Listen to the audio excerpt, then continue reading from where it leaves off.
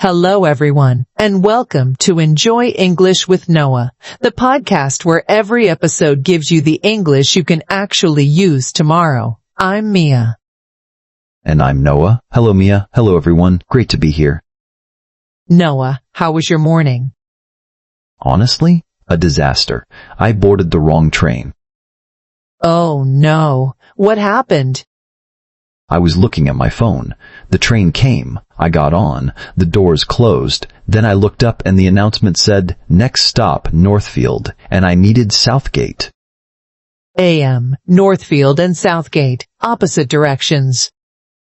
Completely opposite. I had to get off, cross to the other platform, and wait for the next train, 20 minutes late. That is actually a perfect introduction to today's topic because it is all about public transport. And how to not end up in the wrong city. Today we are building your public transport survival kit in English. By the end of this episode, you will have the vocabulary, the phrases, and the confidence to travel by bus, train, subway, or tram in any English-speaking city. And I will also be sharing my biggest public transport mistake. We call it Noah's Mistake of the Week. It is a new segment. You'll love it. It's very educational and slightly embarrassing. Very educational. Let's go. Before we dive in, a quick favor. If Enjoy English with Noah is helping you improve, please hit subscribe right now and share this episode with one friend who is learning English. One friend. That's all we ask. Your share means more than you know. It helps us reach more learners around the world. Thank you genuinely. Okay, survival kit time. So here is how today works. We have put together a 5-part public transport survival kit. 5 tools. Each one gives you something you need to travel confidently in English. 5 tools. I like that. What is tool 1? Tool 1 is knowing your vehicle. Tool 2 is knowing your locations. Tool 3 is payment vocabulary. Tool 4 is your action words. And Tool 5 is your survival phrases, the sentences you say out loud. And somewhere in there I tell you about my mistake. Somewhere in there. Let's start with Tool 1. Tool 1. You need to know the name of the thing you are riding. Sounds simple, but there are more options than people think. Let's go through them. Vehicle 1. The bus. B-U-S. The bus travels on regular roads and makes frequent stops. Every bus has a route number or route name. The number tells you where it is going. Bus 14 might go to the airport. Bus 33 might go to the university. In some cities, the bus also has a color, a red bus, a blue bus. Each color is a different route. Exactly. And buses run on a timetable. Timetable. A timetable is the schedule. It tells you what time the bus arrives at each stop. You can check it on your phone or find it posted at the stop itself. I always check the timetable now, after one too many long waits in the rain. Vehicle 2. The train. Train. Trains run on rails and connect stations. They are faster than buses and cover longer distances. You use a train to travel between cities or from the suburbs into the city center. Suburbs. S-U-B-U-R-B-S. The areas outside the city center. Many people live in the suburbs and commute into the city for work. Commute. C-O-M-M-U-T-E. To commute means to travel regularly between home and work or school. Someone who does this is a commuter. I am a commuter. Every morning, every evening. The life of a commuter. Vehicle 3. The subway. S-U-B-W-A-Y. Also called the metro, the underground, or in London, the tube. The tube. I love that name. Very British. The subway runs underground in tunnels beneath the city. Because it is underground, there is no traffic, no road crossings, no delays from weather. It is typically the fastest way to cross a big city. Subway systems use colored lines. Red line, blue line, green line. Each line has a name or a number. You need to know which line goes where. And here is an interesting cultural difference. In Tokyo, the subway is famous for being perfectly on time. Trains arrive to the second. To the second? That is incredible. If a train in Tokyo is even 1 minute late, they issue a formal apology. In contrast, in some other cities around the world, a 15-minute delay is just a normal Tuesday. Ha, normal Tuesday. In my city, delays have their own nickname. We just call it the usual.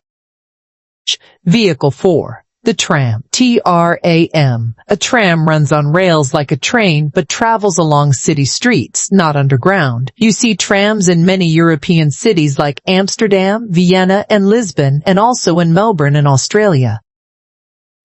Trams are slower than subways but much more pleasant. You sit by a big window and watch the city go by. Perfect for tourists. So your 4 vehicles: bus on the road, flexible route, train on rails, longer distances, connects cities and suburbs, subway underground, fast, no traffic, tram on rails on city streets, scenic and slow.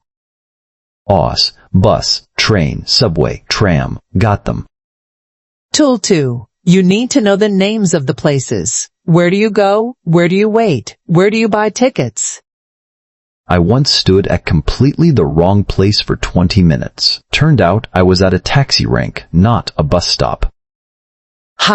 Well, after this section, that will never happen again. Location 1. The bus stop. For a bus, you wait at a bus stop. It is usually a pole or sign at the side of the road. Sometimes there is a small shelter with a roof and a bench. Sometimes it is just a sign on a pole.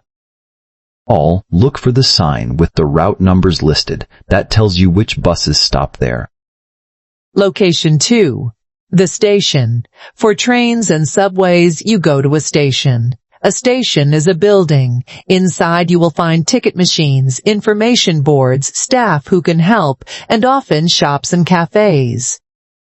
I once spent 30 minutes in a train station just having coffee and reading. It was lovely. Stations can be quite beautiful actually. Grand Central in New York, St. Pancras in London, Antwerp Central in Belgium. Stunning architecture. Antwerp Central looks like a palace. I was amazed the first time I walked in. Inside the station, you walk to the platform. Platform. The platform is the long, flat area beside the track where you stand and wait for the train. Each platform has a number. Platform 1, Platform 2, and so on. The announcement board tells you which platform your train is on. Check the board, find your platform, walk there, wait. For subways, there is one more location word. The turnstile. Turnstile. A turnstile is the barrier at the entrance to the subway. You tap your card or insert your ticket and the turnstile opens and lets you through. And if your card has no money on it, the turnstile stays closed. Very firm, very honest. Yes, no money, no entry. So your location words: bus stop for buses, station for trains and subways, platform inside the station where you wait, turnstile at the subway entrance. Tool 3. Paying. You need to know how to pay and what the words mean. I have paid the wrong fare before. Paid for one zone when I needed 2 zones. Got stopped at the exit. Not fun. Let's make sure that never happens again. First word. Fare. F-A-R-E. The fare is the amount of money you pay for your journey. Not all journeys cost the same. Some cities use a flat fare, the same price no matter how far you travel. Others use a zone system. Zone system. Z-O-N-E. The city is divided into zones. Zone 1 is the center. Zone 2 is a bit further out. Zone 3, 4 further still. The more zones you cross, the more you pay. So always check which zone your destination is in before you buy your ticket. Next, how do you pay? Option 1. Contactless. C-O-N-T-A-C-T-L-E-S-S. You tap your phone or bank card on the reader. Beep, done. Very fast and very common now. Most major cities support contactless now. You do not even need a special transport card anymore. Option 2. A transport card, also called an Oyster card in London, an octopus card in Hong Kong, a Mickey in Melbourne. Every city has a different name for theirs. You load money onto the card and then tap it each time you travel. When the balance runs low, you top it up. Top up means to add more money. Option 3. A single ticket. One journey, one ticket. You buy it, you use it, it is finished. Option 4. A return ticket. A return covers your outward journey and your return journey, going there and coming back. Usually cheaper than 2 singles. Always ask for a return if you are going somewhere and coming back the same day. Option 5. A day pass. One price. Unlimited travel for the whole day. Great for tourists or for days when you have lots of stops to make. I used a day pass when I visited a new city last year. I just hopped on and off everything. Buses, trams, subway, no stress. Total freedom. And option 6. A season ticket or monthly pass. You pay once a month and travel as much as you want. Perfect for daily commuters. Saves a lot of money in the long run. The long run. This means over time, not immediately. A season ticket costs more upfront, but saves you money over time. So, payment words. Fare, zone, contactless, transport card, top up, single, return, day pass, season ticket. Okay. It is time for a new segment on Enjoy English with Noah, Noah's Mistake of the Week. Every week, I share a real mistake I have made on public transport. The goal is simple. You learn from my embarrassment so you do not have to go through it yourself. It is a public service. It really is. This week's mistake, the unvalidated ticket. I was running late. I bought my ticket from the machine. I rushed through the turnstile and jumped on the train. I felt very efficient. Yeah, but on some train systems, you have to validate your ticket before you board. Validate. V-A-L-I-D-A-T-E. You stamp it or scan it at a machine on the platform. This records the start of your journey. And you forgot to validate.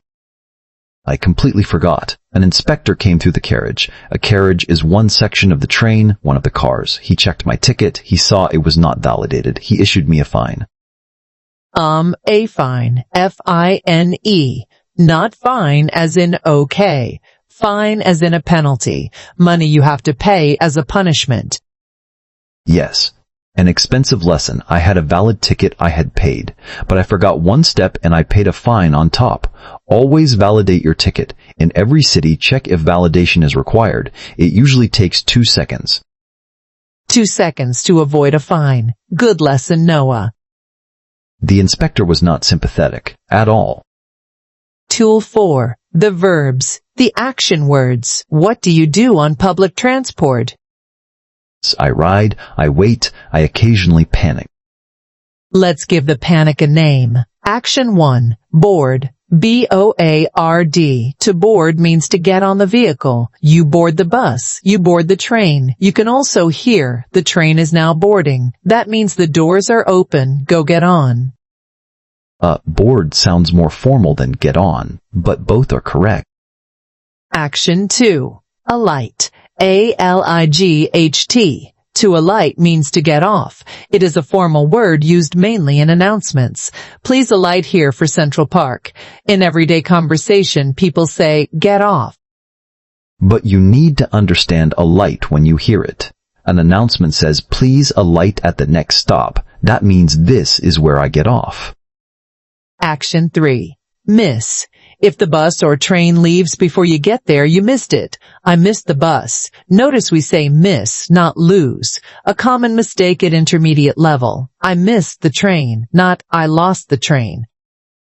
Miss the bus. Lose is for objects like keys and wallets, not for buses. Action 4. Transfer or change. Your journey requires more than one vehicle. You transfer at Central Station. You change to the Green Line. Transfer is more common in American English. Change is more common in British English. Both mean the same thing. I need to change here. I need to transfer to line 4. Both are fine. Action 5. Validate. As Noah just learned, stamp or scan your ticket to activate it before you travel. Do not skip this step. Action 6. Tap. Modern language. You tap your card on the reader. Tap in when you start your journey. Tap out when you finish. Some systems require both. Tap in at the start, tap out at the end. If you forget to tap out, the system sometimes charges you the maximum fare. So, action words: board, alight, miss, transfer or change, validate, tap in, tap out. Tool 5. The most important tool. Your survival phrases. These are the sentences you say out loud. Real situations, real English. Give me everything. Phrase 1. Does this stop at? You are at the bus stop. A bus arrives. You are not sure if it goes where you need. You ask the driver, "Excuse me, does this stop at the National Museum?" Excuse me, does this stop at the harbor? Yes, it does. 3 stops from here on the left side. Bra. Perfect. 1 question and I know I'm on the right bus. Phrase 2. Could you let me know when we reach? You are on the bus or train and you are not familiar with the stops. You ask a fellow passenger or the driver, "Excuse me, could you let me know when we reach Elm Street?" That is very polite. More polite than just, "Tell me when we get there." Could you let me know is a polite request. People respond well to it. Most passengers are very happy to help.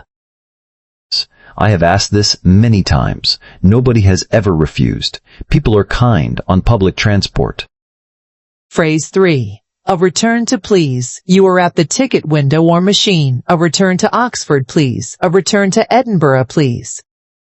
Short, clear, polite. The person knows exactly what you want. Phrase 4. Which platform for they? You are in a big station. Many platforms. You need to find yours. Excuse me, which platform for the Liverpool train? Platform 9. And be quick, it leaves in 6 minutes. And you move. Phrase 5. Is this service direct or do I need to change? Before you board a long-distance train, always check. Excuse me, is this service direct to Bristol or do I need to change? Service is another word for a scheduled journey. The 10 o'clock service means the train that leaves at 10 o'clock. Phrase 6. Is this seat reserved? On long-distance trains, some seats are reserved in advance. You do not want to sit in a reserved seat and then get asked to move. Excuse me, is this seat reserved? Look for the little reservation card above the seat. If it has a name or a time on it, the seat is taken. So 6 survival phrases. Does this stop at? Could you let me know when we reach? A return to please. Which platform for the? Is this service direct or do I need to change? Is this seat reserved?